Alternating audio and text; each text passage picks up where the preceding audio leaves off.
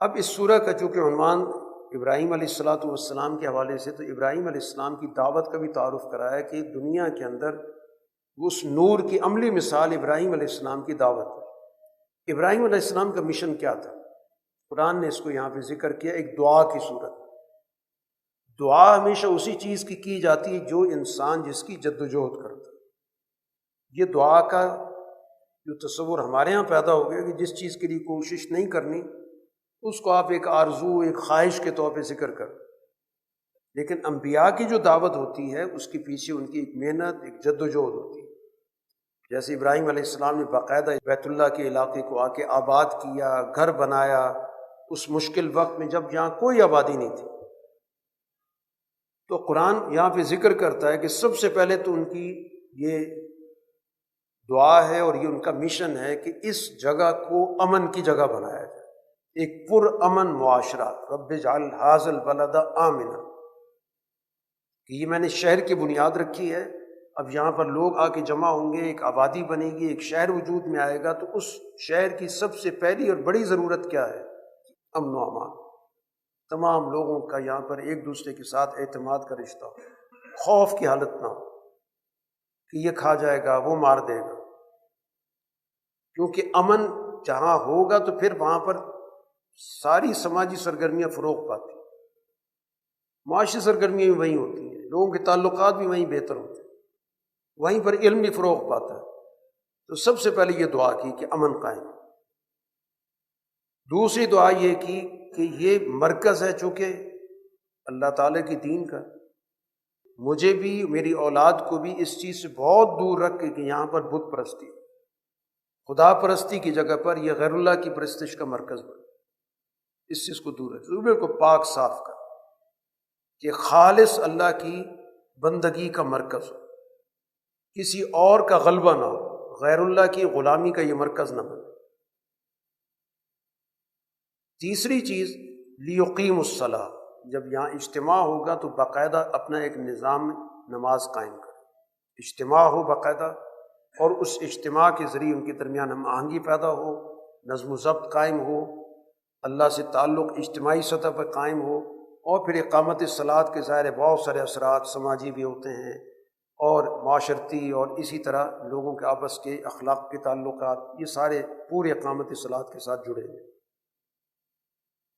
چوتھی چیز انہوں نے کہا فجعل افئدۃ من الناس، اس کو کل انسانیت کا مرکز بنا، لوگوں کے دل اس کی طرف کھنچے چلے، یہ بین الاقوامی مرکز بنا، صرف یہاں کے رہنے والوں کا نہ ہو، یہ کل انسانیت کا مرکز بنے۔ اور آخری دعا ورزقہم من الثمرات، ان کو فراوانی کے ساتھ رزق کے وسائل عطا،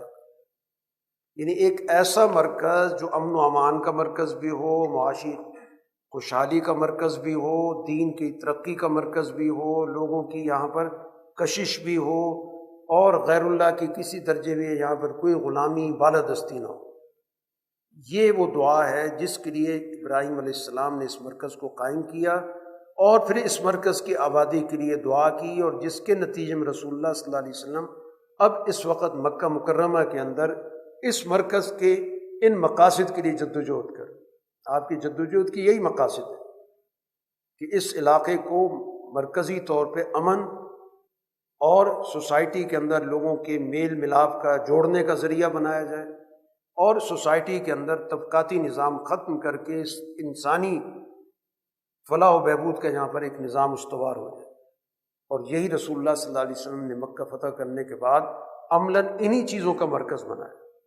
وہی جو ابراہیم علیہ السلام نے جس کو اپنے مشن کے طور پر یا اللہ کے سامنے دعا کے طور پر ذکر کیا تھا۔ اس سورہ کے اختتام پر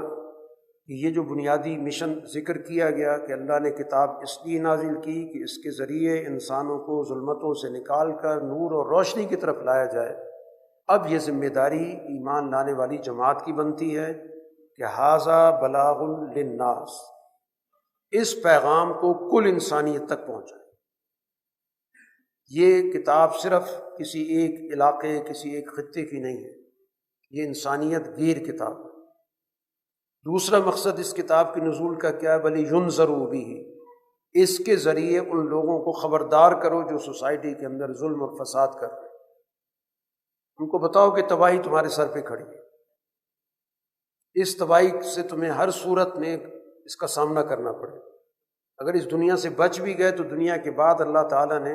بڑا سخت نظام رکھا ہے، جس کا اس سے پہلے بڑی تفصیل کے ساتھ قرآن حکیم نے ذکر بھی کیا کہ مجرم ہوں گے جن کو جکڑا ہوا لایا جائے گا، اور ان کا جو لباس ہوگا وہ تارکول قسم کی مواد کا بنا ہوا ہوگا، آگ نے ہر طرف سے گھیرا ہوا ہوگا، تو ان کو خبردار کرو کہ تمہارا انجام یہ ہوگا۔ تیسری بات، اس کتاب کے نزول کا مقصد لوگوں کو یہ بات معلوم ہو جائے یقین کے درجے پر کہ انما هو الہ واحد، کہ کائنات کا ایک ہی مرکز ہے، اور وہ مرکز زندگی کے ہر شعبے کا ہے۔ اللہ کی توحید، شرک کی کوئی بھی شکل ہو، چاہے عبادات کے اندر ہو چاہے معاشرت کے اندر ہو، وہ ناقابل قبول ہے۔ اور آخری بات، وَلِيَذَّكَّرَ أُولُو الْأَلْبَابِ، اہل عقل اس کتاب سے رہنمائی حاصل کر۔ یہ کتاب تو عقل والوں کے لیے نازل کی گئی، تو جو جتنی بڑی عقل کا آدمی ہوگا، سمجھنے والا ہوگا، قرآن سے اتنا ہی زیادہ استفادہ کرے۔ تو یہ تو قرآن اہل عقل کی رہنما کتاب ہے۔ اس طرح گویا کہ قرآن کی سورہ میں واضح کر دیا گیا کہ کتاب جس مقصد کے لیے نازل کی گئی تھی کہ ظلمتوں سے نور کی طرف لے کے جائے، تو اس کے لیے اب ایمان لانے والوں کی ذمہ داری بنتی ہے کہ اس کتاب کو زیادہ سے زیادہ اس کا ابلاغ کریں اور اس کا عملی نظام قائم کریں اور اپنے علم اور یقین میں اضافہ کریں، اور باشعور لوگ اس سے زیادہ سے زیادہ رہنمائی حاصل کریں۔